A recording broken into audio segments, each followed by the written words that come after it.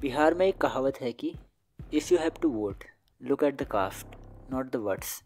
मतलब वोट देना है तो जात देखो, बात नहीं। नेता की स्पीच, मैनिफेस्टो सब कुछ बेकार है। बस ये मैटर करता है कि उसकी कास्ट क्या है। बिहार भारत का एक राज्य जो इन दिनों पूरे देश में चर्चा में है, क्योंकि बिहार में विधानसभा के चुनाव चल रहे हैं।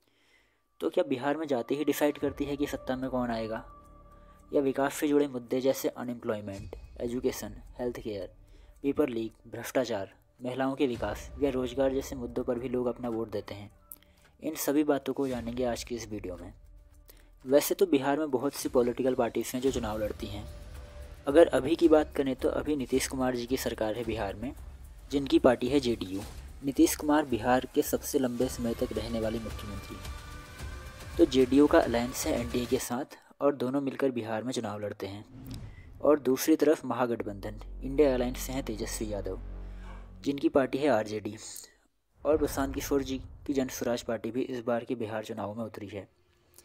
तो जहां नीतीश कुमार की सरकार पलायन रोकने, पेपर लीक, बेरोजगारी कम करने में असफल रही है, तो वहीं तेजस्वी यादव ने हर घर सरकारी नौकरी देने की बात कही है। और साथ ही ये भी कहा है कि 14 तारीख के बाद बिहार सफलताओं में गिना जाएगा और सबसे विकसित राज्यों में गिना जाएगा।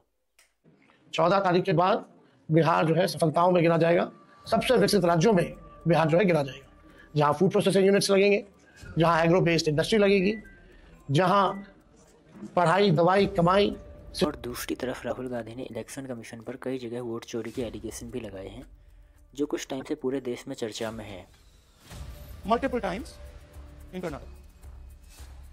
That's the names, that's their addresses, that's the polling booths where they register to vote. Okay? Next. अब बिहार इलेक्शन में इसका कुछ इम्पैक्ट होगा या नहीं, ये अलग बात है। और इसी बीच प्रधानमंत्री नरेंद्र मोदी जी और राहुल गांधी ने बिहार में कई रैलियां की, जहां मोदी जी ने विपक्षी दलों पर कट्टा राज या जंगल राज का आरोप लगाया। वहीं कांग्रेस के नेताओं ने इसकी कड़ी आलोचना की। मानसिकता इस देश के कभी किसी प्रधानमंत्री में कभी ना हुई ना होगी। ये प्रधानमंत्री को शोभा देता है इस तरह के शब्द, गट्टा, कनपट्टी, और बिहार को आकर बदनाम करते हैं। यहाँ गट्टों का फैशन है, माफी मांगनी चाहिए प्रधानमंत्री। और वहीं राहुल गांधी ने अपनी रैलियों में एनडीए पर वोट चोरी, अंबानी अडानी को फायदा पहुंचाने और बेरोजगारी का आरोप लगाया। और जिस दिन हिंदुस्तान के युवाओं को यह समझ आ गया कि पूरा का पूरा पैसा लूटा जा रहा है, जमीन लूटी जा रही है, उनका धन लूटा जा रहा है, उनका इंफ्रास्ट्रक्चर लूटा जा रहा है, उस दिन नरेंद्र मोदी और अडानी की दुकान बंद हो जाएगी। अब 14 नवंबर को जिस दिन इलेक्शन का रिजल्ट आएगा, तभी पता चलेगा कि बिहार की जनता नीतीश कुमार जी को 10वीं बार बिहार का मुख्यमंत्री बनाएगी या इस बार कोई नया चेहरा बिहार की सत्ता में आएगा।